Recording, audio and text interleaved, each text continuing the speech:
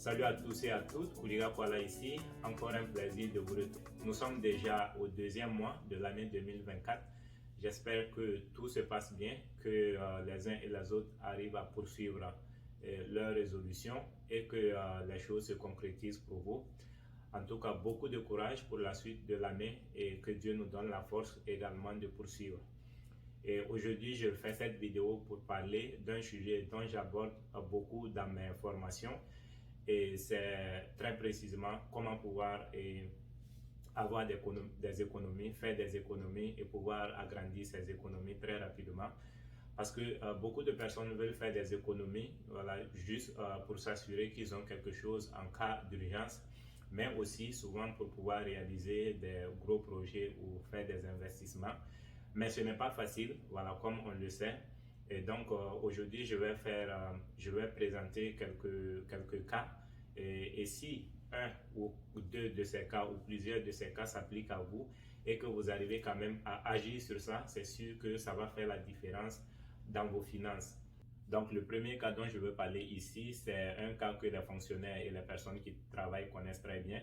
Et cela consiste donc à épargner une partie de votre salaire, donc un certain montant ou un certain pourcentage que vous mettez dans votre compte d'épargne en fin de mois. Mais ça, ce n'est toujours pas facile pour certaines personnes, pour certaines familles qui ont des revenus modestes. Et si vous avez essayé cette formule à plusieurs reprises pendant plusieurs années et que ça ne marche pas, ça veut dire aussi que peut-être vous abordez ça de la mauvaise façon parce que il y a des formules qui sont là qu'on dit aux gens d'appliquer. Genre par exemple, 50% de vos revenus doivent être utilisés pour couvrir vos dépenses nécessaires et 30% pour vos désirs et 20% pour épargner. Voilà, ça, ce sont des formules qui peuvent ne pas s'appliquer à tout le monde parce que chacun a des conditions différentes, les réalités sont différentes pour chacun. Et ce que moi je dis toujours est que il y a 100% de chances qu'un petit plan réussisse, voilà, qu'un gros plan. Et au lieu de vouloir épargner 20% alors que vous savez qu'avec 20% vous n'allez pas pouvoir couvrir vos dépenses, vous pouvez commencer par épargner un petit pourcentage, soit 2%, 3% de votre salaire, et vous faites ça pendant 6 mois ou une année. Et là, vous avez donc appris à être consistant, vous avez instauré une certaine discipline. Et si vous savez que au-delà de là, vous pouvez augmenter, vous augmentez tout simplement. Mais pour commencer, il faut commencer petit, s'assurer que vous avez gagné beaucoup de confiance en faisant donc ce petit pas et avant de pouvoir vraiment faire les grands sauts.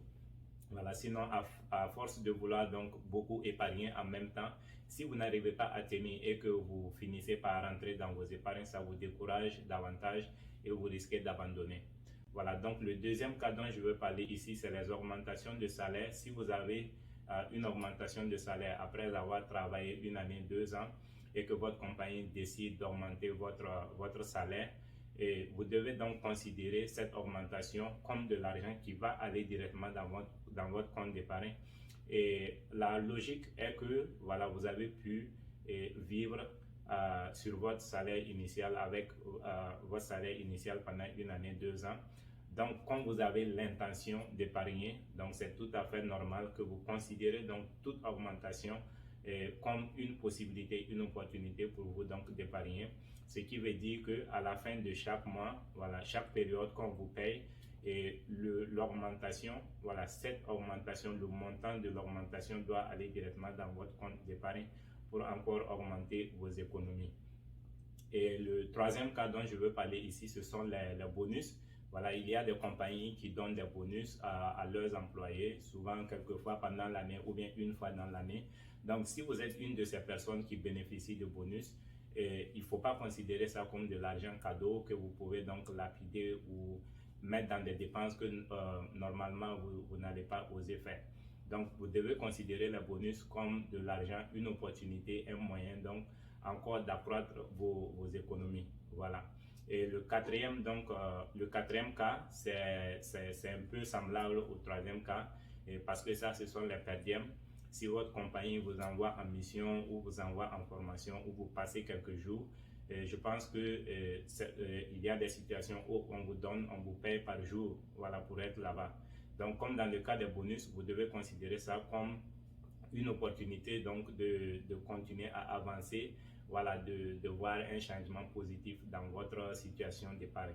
Le cinquième cas dont je veux parler ici, c'est voilà, un sujet que les frères et sœurs qui sont aux États-Unis, Canada ou dans la diaspora de façon générale connaissent très bien.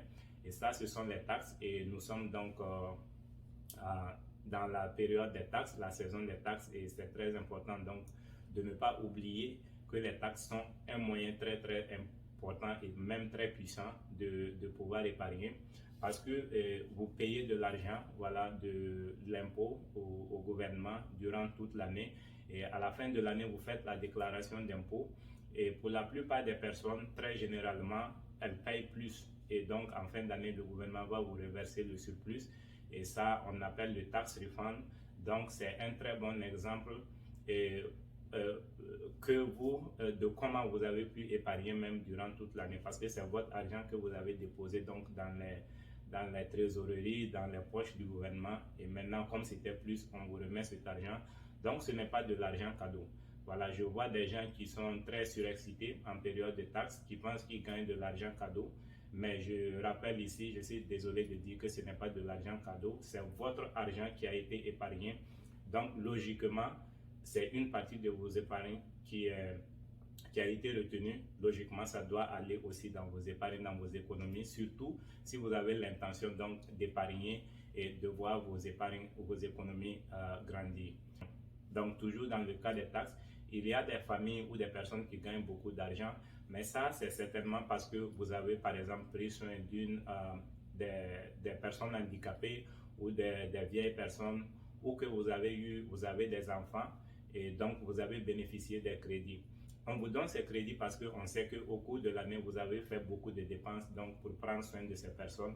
Donc c'est une façon d'aider les gens donc, qui ont donc subi une certaine pression financière durant toute l'année. Donc l'argent que vous gagnez en retour, comme je l'ai dit, c'est votre argent. Donc ne considérez pas ça comme de l'argent que vous pouvez prendre pour voilà, faire la fête, voilà, pour faire la belle vie. Et surtout, comme je précise encore, si vous avez l'intention de voir vos économies grandir, ça c'est de l'argent qui doit aller directement également dans votre compte d'épargne. Donc le sixième cas dont je veux parler ici, c'est surtout pour les personnes qui ont des revenus, mais qui tombent vraiment juste avec les dépenses en fin de mois, et donc en fin de mois, il n'y a rien qui reste pour épargner. Donc pour ces personnes, moi je propose d'accepter des petits contrats ou bien de faire des petits boulots juste dans l'intention d'épargner. Donc vous acceptez ces contrats-là, ou bien vous rendez des services, et l'objectif c'est que ces revenus que vous gagnez vont directement dans votre compte d'épargne. Voilà, et ça vous pouvez le faire en consacrant peut-être quelques heures après le boulot à faire quelque chose, ou bien accepter des petits contrats que vous allez réaliser pendant le week-end, même si c'est pendant 4 heures ou 5 heures. Voilà, ça c'est un moyen vraiment puissant de vous voir décoller pour ce qui concerne donc vos économies.